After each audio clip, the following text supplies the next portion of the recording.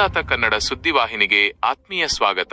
ಪ್ರಿಯ ವೀಕ್ಷಕರೇ, ಜಮಖಂಡಿಯ ಕಲ್ಯಾಣ ಮಠದಲ್ಲಿ ಅದ್ದೂರಿಯಾಗಿ ಜರುಗಿದ ಗುರು ಪೂರ್ಣಿಮಾ, ಲಿಂಗೈಕ್ಯ ಮುಪ್ಪಿನ ಶಿವಾಚಾರ್ಯರ ಪುಣ್ಯಾರಾಧನೆ ಮತ್ತು ಮುತ್ತೈದೆಯರ ಉಡಿ ತುಂಬುವ ಮಹೋತ್ಸವ.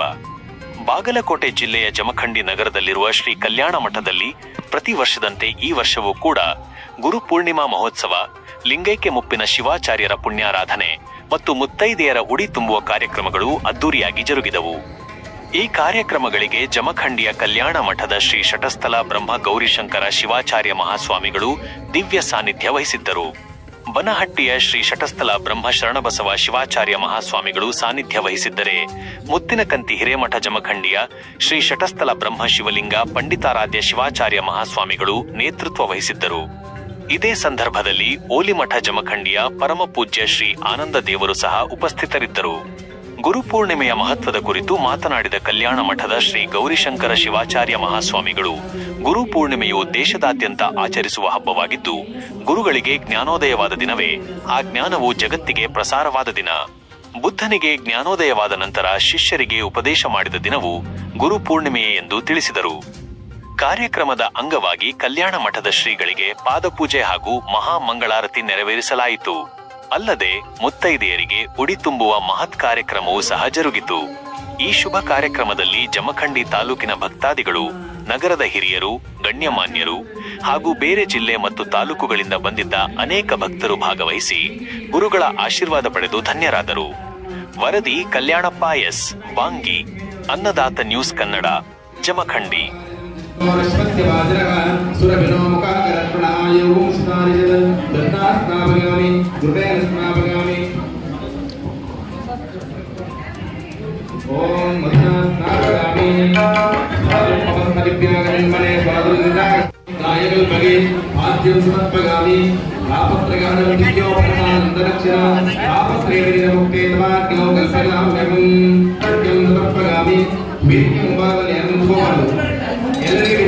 ಇವತ್ತು ದಿವಸ ವ್ಯಾಸ ಹುಟ್ಟಿದಂತ ದಿನ, ಮಹಾಭಾರತ ಮತ್ತು ಅನೇಕ 18 ಪುರಾಣಗಳಿರುವಂತಹ ವ್ಯಾಸ ಮಹರ್ಷಿಗಳು ಹುಟ್ಟಿದಂತ ದಿನ ಇವತ್ತಿನ ದಿವಸ ಅನ್ನೋದ್ರೆ ಗುರುವಿನ ಸ್ಮರಣೆ ಮಾಡಬೇಕು. ಗುರುವಿನ ಯಾಕಂದ್ರೆ ನಮ್ಮ ಭಾರತೀಯ ಸಂಸ್ಕೃತಿ ಪರಂಪರೆಗಳಾಗ ಅನೇಕ ನಮ್ಮ ಸಂಸ್ಕೃತಿ ಪರಂಪರೆ ಧರ್ಮಗಳು ಹೇಳಿದಲ್ಲ, ಪ್ರಾರಂಭದ ದೇವರ ನಮ್ಮಲ್ಲಿ ಅನೇಕ ಧರ್ಮಗಳದಾವ.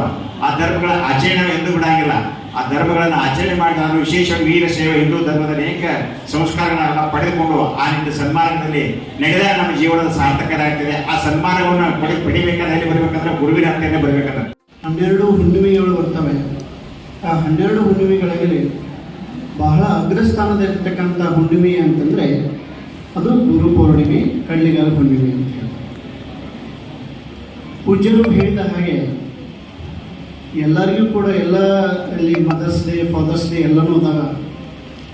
ಅದರ ಗುರುವಿಗೂ ಒಂದು ಸೀಮಿತವಾಗಿರ್ತಕ್ಕಂಥ ಒಂದು ಡೇ ಅಂದರೆ ಇದು ಗುರು ಪೌರ್ಣಿಮೆ ಅಂತ. ಇವತ್ತು ನೋಡ್ರಿ, ನಾವೆಲ್ಲ ಗುರುಗಳನ್ನು ಸ್ಮರಣೆ ಮಾಡ್ತೇವೆ. ಯಾವುದೇ ಗುರುವಿನ ನೆನಪೇ ಇರುವುದಿಲ್ಲ, ಅವ್ರು ಇವತ್ತೆಲ್ಲ ನೆನಪು ಮಾಡುವಂಥ ವ್ಯವಸ್ಥೆ ಇವತ್ತು ನಡೀತಾ ಇದೆ. ಇಡೀ ನಮ್ಮ ಭಾರತದ ದೇಶದ ತುಂಬ ಇವತ್ತು ಗುರು ಪೌರ್ಣಿಮೆಯನ್ನು ಬಹಳಷ್ಟು ಶ್ರದ್ಧೆ, ಭಕ್ತಿ, ನಿಷ್ಠೆಯನ್ನು ನಾವೆಲ್ಲ ಆಚರಣೆ ಮಾಡ್ತೇವೆ. ಇವತ್ತು ಈ ಮನುಷ್ಯ ಬದುಕಿ ಬಾಳುವಂತಹ ಮನುಷ್ಯನಿಗೆ ಸಂಸ್ಕಾರ ಎಲ್ಲಿ ನಮಗೆ ಸಿಗುತ್ತಿದೆ ಅಂತಂದರೆ ಅದು ಗುರುವಿಂದ ಮಾತ್ರ ಸಿಗುತ್ತೆ. ಇದೆಲ್ಲ ನಾವೆಲ್ಲ ಅರ್ಥ ಮಾಡ್ತೇವೆ. ನಮಗೆಲ್ಲ ಗೊತ್ತಿದೆ, ಈಗ ಸತ್ಯಯುಗ ಅಂತ ಆಯ್ತು, ಸತ್ಯಯುಗ ಅಂತ ಆಯ್ತು. ಆವಾಗ ಹೆಂಗೆ ಸತ್ಯ ಅಸತ್ಯ, ರಾಕ್ಷಸರು ದೇವರು ಹೇಗಿದ್ರು ಅಂತಂದರೆ ಒಂದೊಂದು ಲೋಕದಾಗಿದ್ರು ಅಂತ. ಸತ್ಯಯುಗದಾಗ, ಸತ್ಯಯುಗದಲ್ಲಿ ರಾಕ್ಷಸರು ಎಲ್ಲಿದ್ದರು? ಪಾತಾಳದಲ್ಲಿದ್ದರು. ದೇವರು ಸ್ವರ್ಗದಾಗಿದ್ದರು. ಹೌದಾ? ಅವರು ಸ್ವರ್ಗದಾಗ ಅವರು ಇರ್ತಿದ್ರು, ಪಾತಾಳದಾಗ ರಾಕ್ಷಸರು ಇರ್ತಿದ್ರು. ಮತ್ತೊಂದು ಯುಗ ಬಂತು, ಸತ್ಯಯುಗ ಹೋಗಿ ತ್ರೇತಾಯುಗ ಬಂತು. ಅದಕ್ಕೆ ಲೆಕ್ಕಿಲ್ಲ. ಕೆಲವರೆಲ್ಲ ಸಾಹಿತಿಗಳು ವರ್ಣ ಮಾತ್ರ ಕಲಿಸಿದ ಗುರು ಅಂತ ಒಂದು ಅಕ್ಷರ ಕಲ್ತರು ಅವನು ಗುರುನೇ, ಇಲ್ಲಂತಲ್ಲ ನಾನು ಹೇಳ್ತಿರೋದು. ಆದ್ರೆ ಯಾರು ನಿಜವಾದ ಗುರು ಅಂತಂದ್ರೆ ಕತ್ತಲೆಯಲ್ಲಿರುವಂತಹ ಒಬ್ಬ ಸಾಧಕನನ್ನ ಬೆಳಕಿನಡೆಗೆ ಯಾರು ಕರ್ಕೊಂಡು ಹೋಗ್ತಾರಲ್ಲ ಅವನು ನಿಜವಾದ ಗುರು. ನಮ್ಮಲ್ಲಿ ಇರುವಂತಹ ಅಜ್ಞಾನದ ಅಂಧಕಾರವನ್ನ ಯಾರ ಸರಸು ಕೆಲಸ ಮಾಡ್ತಾರಲ್ಲ ಅವ ಗುರು. ಹಸಿದಾಗ ಒಂದು ತುತ್ತು ಕೊಡೋವ ತಂದೆಕ್ಕನ, ಬರೇ ಹಡದ ಮಾತ್ರಕ್ಕೆ ತಂದೆ ಆಗುದು ಇಲ್ಲೇ.